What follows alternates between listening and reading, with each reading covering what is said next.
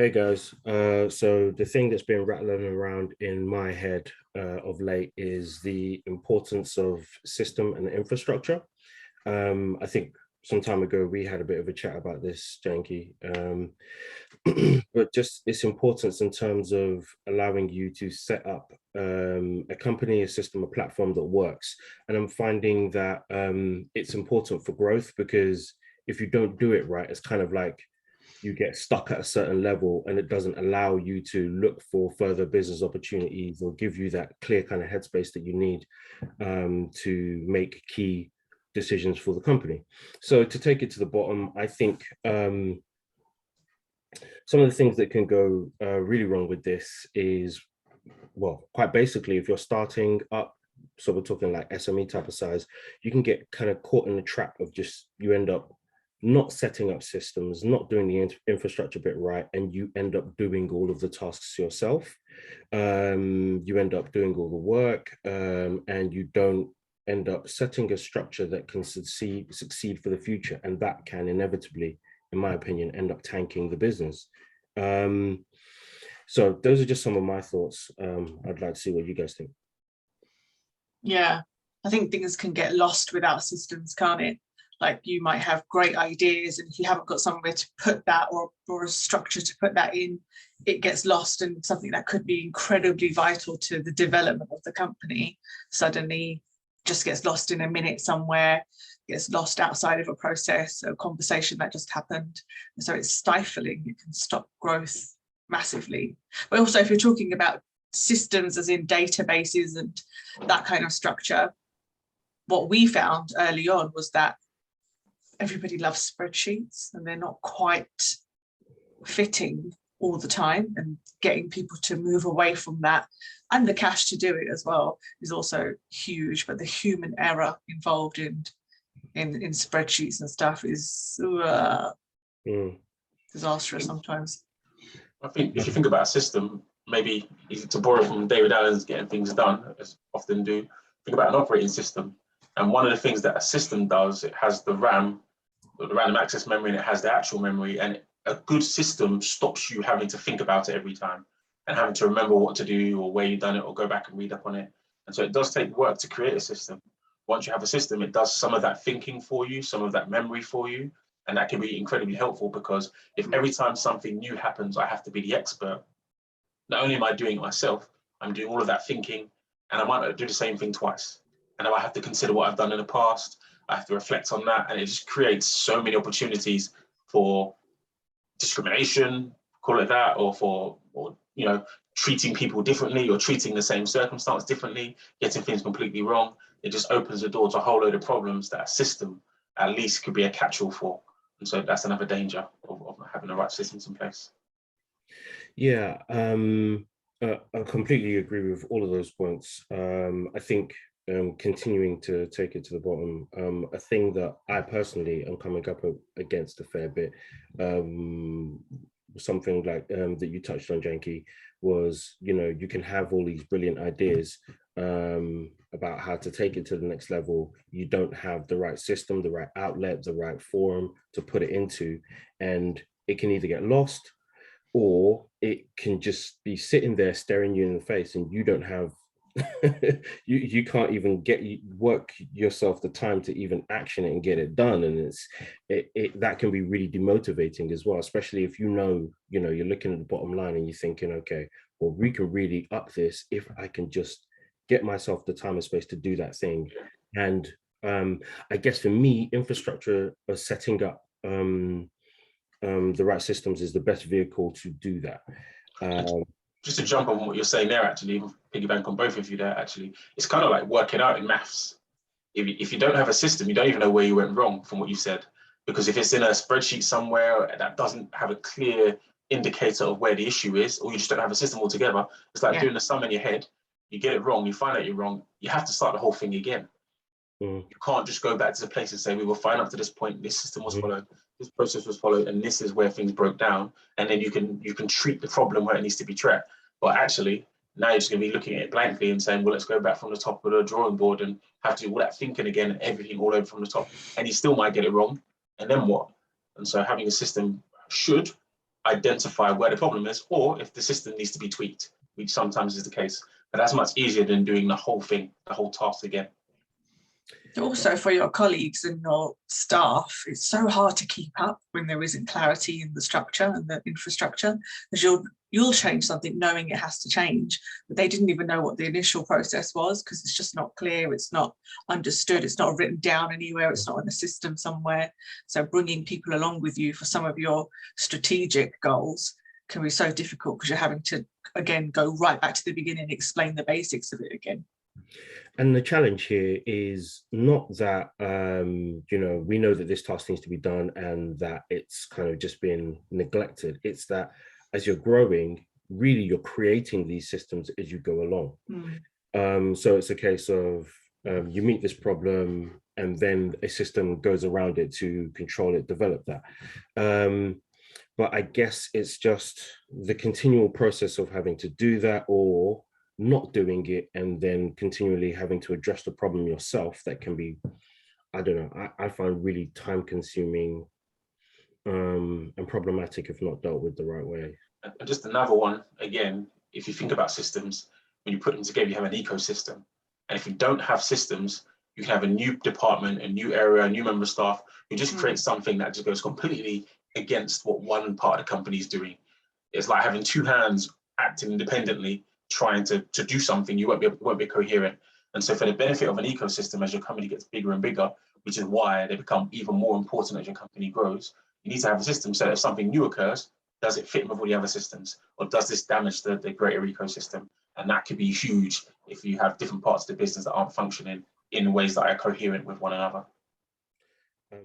I think, and maybe to stop this from being a pile-on sesh, this might be the last thing I say to take it to the bottom. But I guess another difficulty there is in trying to implement a system. You don't know, and this is something you touched on before, Deola, if, or sorry, I think it was Jankee, how well people are going to take to it, how long it's going to take for them to get their heads around it, whether or not it's going to be worthwhile, you know, whether or not you've got to change that whole system. It's not like you go, oh, there is the problem, let me just fix it with this and then we can just move on. You know, there's a bit of trial and error to it. That doesn't even make it kind of a straight line. It's kind of peaks and troughs as you kind of do it, but hopefully it trends upwards. Okay, so I guess the question I want to really kind of want to get at, if we're taking it back up to the top, is what are the best ways to try and implement new systems to give yourself that time and space, or really kind of set up a company that's built for success and longevity? I think consulting with the people that are using the system is always a good place to start, because then you're getting buy-in at the ground level. So that might be your customers and your staff, or knowing why it's going to benefit them, how you're going to do that, and then the process around it just builds that buy-in from the start. So that's probably something that you'd want to consider at the start of a new system. And I definitely say don't be afraid to start with what you have. You don't have to create the finished product right away. Sometimes the area is developing with you, especially if you're a startup, you're doing it for the first few times, you're doing it in a way that has to be done at that point. So write it as it's happening there. Write it as close to ideal as you can get, but based on the reality of your resources.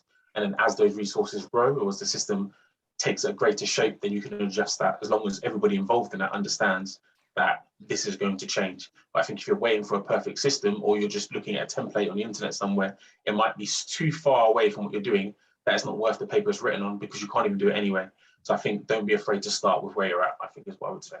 Yeah, I think those are two really great shouts. I think as well,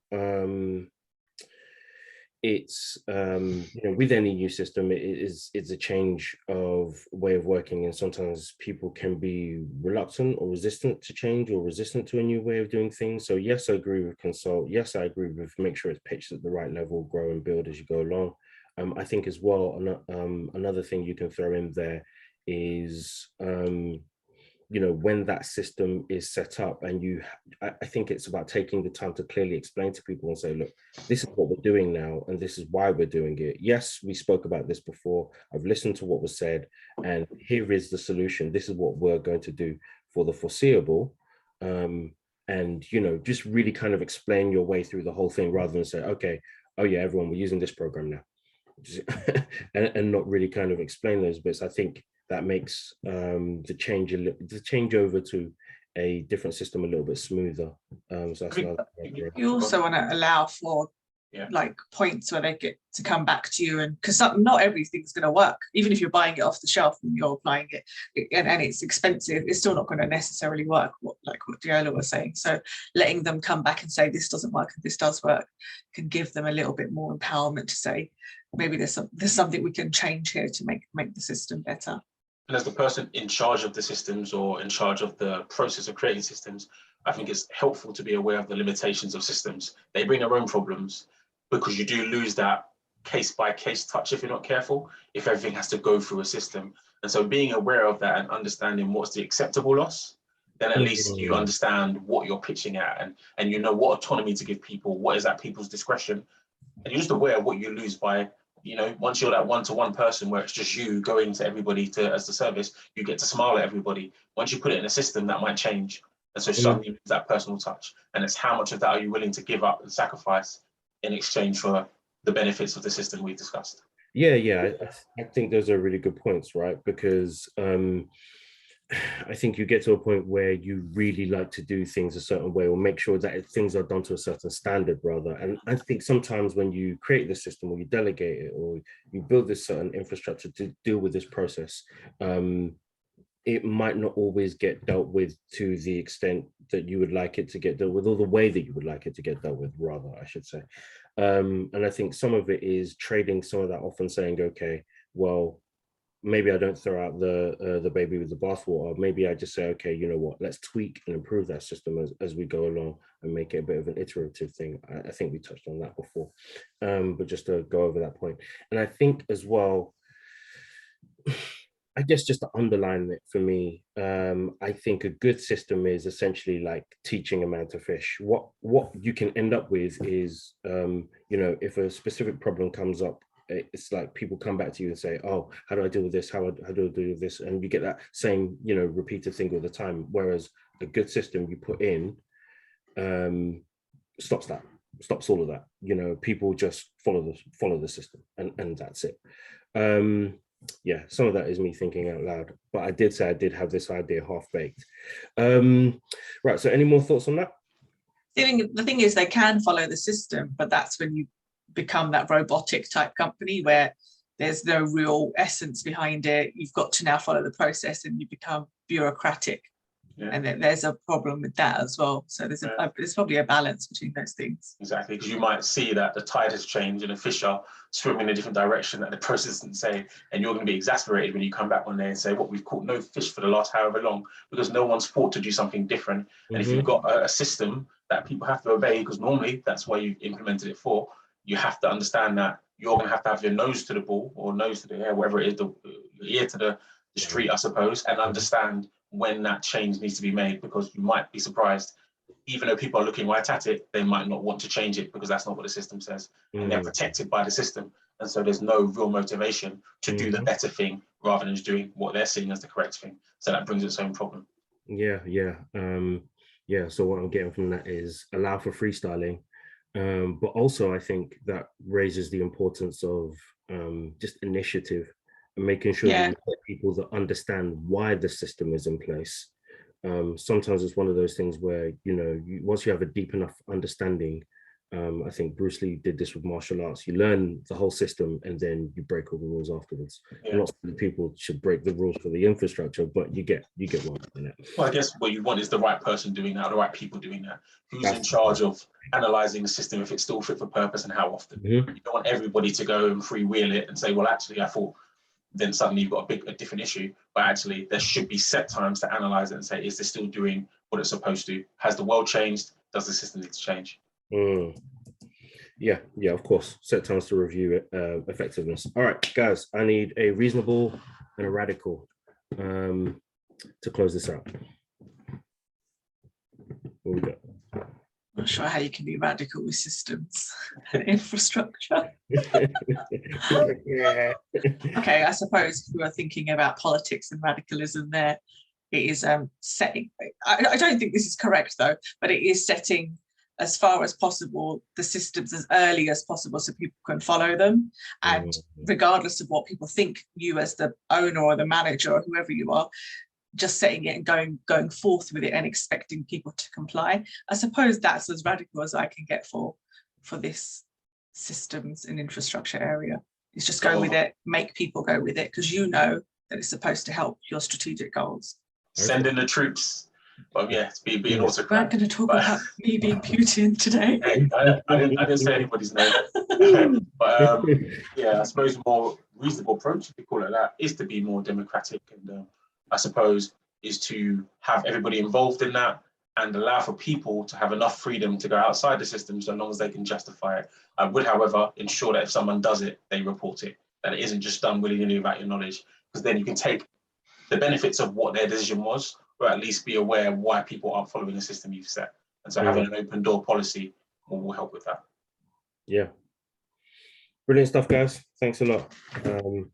All helpful, and I will let you know how I get on with that. All right. All right. Till next time. Peace.